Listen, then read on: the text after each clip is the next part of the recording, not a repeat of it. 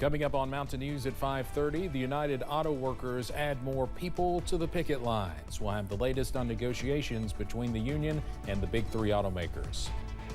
And a key senator on the Foreign Relations Committee faces federal corruption charges. What we know about the case involving New Jersey Senator Bob Menendez and his wife. And the forecast continues to look beautiful here in London, but some other locations seeing a few sprinkles right now. We'll talk all about that coming up. Mountain News at 5:30. It's on the air. Dedicated to Southern and Eastern Kentucky, this is WYMT Mountain News at 5:30. Good evening, I'm Steve Hensley. Thousands more auto workers walked off their jobs in factories across the country today. This after the United Auto Workers president announced talks with two of the big three automakers are not progressing. CBS's Chris Van Cleve has the latest. No wheels! No deals! No wheels! At a Stellantis plant in Tappan, New York, UAW members walked out and picked up signs. We'll be out here for days, weeks, as long as it takes. There's some of about 5,600 workers from 38 locations across 20 states called on to join the UAW strike. Reinforcements are coming. Union President Shawn Fain says negotiations with Ford are moving in the right direction, but that's not the case with General Motors and Chrysler parent Stellantis.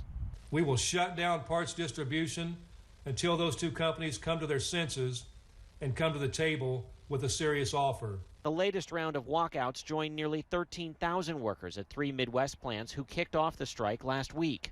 When you lose production at those plants, that's when things at General Assemblies go down. That's when, the whole system falls apart. So this is a huge escalation in terms of work stoppage. Automakers have seized on what appear to be some leaked messages outlining the union strategy obtained by the Detroit News here in town that seem to indicate the union is planning for a long and costly strike. In statements, both Stellantis and General Motors pointed to the leaked texts and questioned whether UAW leadership was ever interested in reaching an agreement in a timely manner. Still, both say they will continue to negotiate with the UAW in good faith. Chris Van Cleve, CBS News, Wayne, Michigan. CBS News reports that Ford has agreed to reinstate cost of living adjustments, which were eliminated in 2009, and the right to strike over plant closings. Other concessions Ford made include beefed up profit sharing payments that will also be offered to temporary workers who have been on the job for 90 days. While many of the strikes are happening throughout the country, how could the United Auto Workers strike directly impact those who do not work in the automotive industry? Experts say the strike could create a ripple effect that leads to higher car prices and a shortage of supplies. CBS's Bradley Blackburn explains how consumers will be affected. At Central Avenue Jeep in Yonkers, New York, the lot is packed with new cars. But dealer Jonathan Grant says a sustained strike by United Auto Workers could change that. I'm afraid if the strike lasts very long, it could really impact our availability. And that would affect your bottom line? Yes, it would. The plant that builds the popular Wrangler is currently shut down. Ford and GM dealerships could face the same problem if assembly lines sit idle for a prolonged period. If it goes beyond 60 or 90 days or grows to other plants, I think the impact could be much more severe. A lack of supply could lead to higher prices for new cars. Dealers are concerned about more than just inventory on the lot. The strikes could also impact availability of replacement parts for service. As a dealer, we get a nightly delivery of parts. Tom Maioli owns Celebrity Ford in New Jersey and worries those deliveries could end in the coming weeks if the strike continues. We could have the brakes in stock, but if we don't have a spring that's needed in the brake pads, we can't finish the job and we can't get your car on the road. Maioli says if he can't fix cars and doesn't have vehicles to sell, he may need to lay off employees. The automakers are also laying off workers, impacting local businesses. If you have less money to spend, you're going to really hold on to what you have, and that reduction in spending could curb economic growth in those local communities.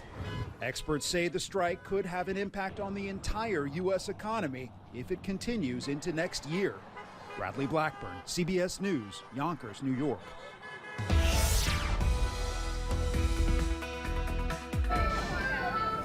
And some toe-tapping music going on behind us right now. We have repositioned ourselves in front of the Stage of Stars here at the World Chicken Festival in beautiful downtown London. Now, you've noticed it's clouded up a little bit. There's a reason for that. Let's take a look at live pinpoint Doppler radar. A few scattered showers out there tonight. Nothing too major, but again, we're continuing to kind of keep an eye on that.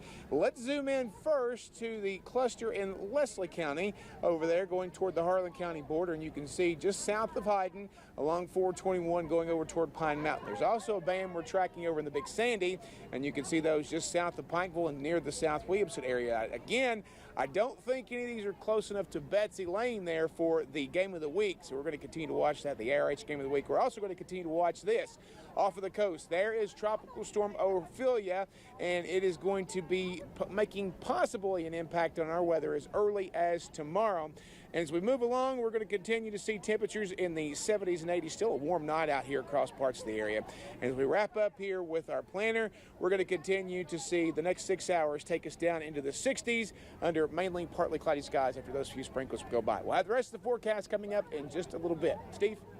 All right, Brandon, thank you. New reporting from ProPublica details a close relationship between Supreme Court Justice Clarence Thomas and the Koch network.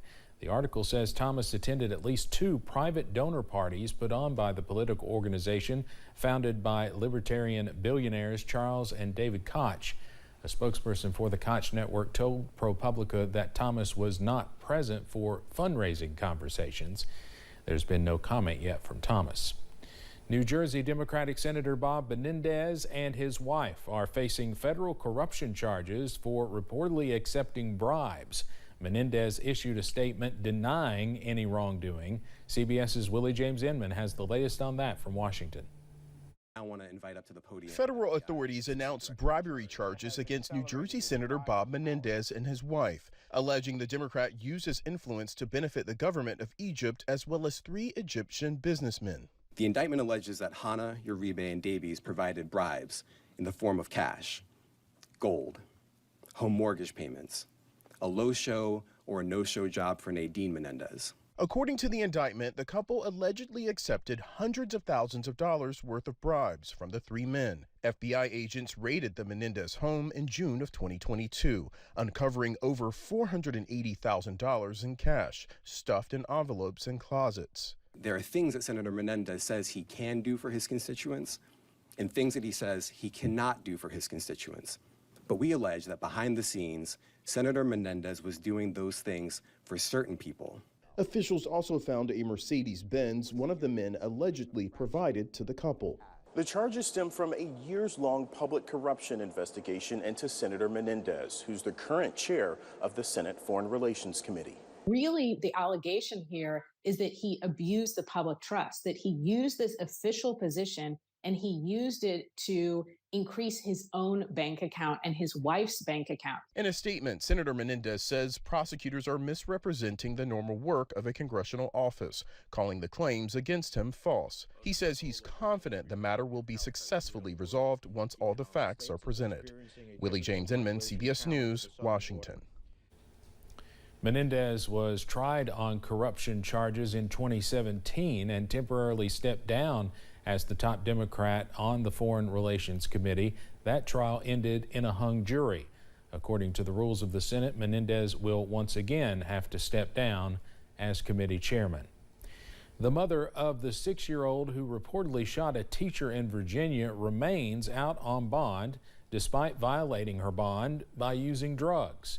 Deja Taylor's attorney said Taylor admitted to using drugs while out on bond but was making changes. She's waiting to be sentenced on several charges she pleaded guilty to, including lying on a federal background check when she purchased a gun. That's the gun Newport News police said was used by her son in the shooting. I'm not looking for a sentence of incarceration, but if that happens, I know that Judge Davis will fashion a sentence that would be appropriate to Deja, and that would include mental health counseling, substance abuse counseling, and all the rest. During the motion hearing, prosecutors argued Taylor violated her conditional order and should not get another chance. The judge disagreed. He said he appreciated Taylor's recent clean drug tests and the effort she's made since proceedings began. He decided Taylor will continue on bond with the same conditions, but will not accept one more violation. A continued shortage of commonly used kids' antibiotics is worrying parents as we head into the season of winter respiratory illnesses. The FDA says liquid forms of amoxicillin, typically used to treat children for strep, chest, and sinus infections and earaches, are still in short supply. Some analysts say the shortage is due to amoxicillin's low price point. It is not as profitable for manufacturers to make, so they focus on other drugs. COVID-19 hospitalizations for children are increasing nationwide. Federal data shows nearly 1,200 children were admitted to the hospital with COVID during the week that ended September 9th. That is a 5-fold increase during the past 3 months. About half the admissions were for children younger than 5 years old. Coronavirus admissions among children are still, though, below previous pandemic peaks. Coming up on Mountain News at 5:30, the NAACP is hosting its 76th annual state convention in Richmond. Leaders are talking about how politics is having both a local and national impact on minority communities. And you still got time to come down and sit a spell and see some great music coming up here at the World Chicken Festival on this Friday night. We'll have the forecast for tonight and the first days of fall coming up.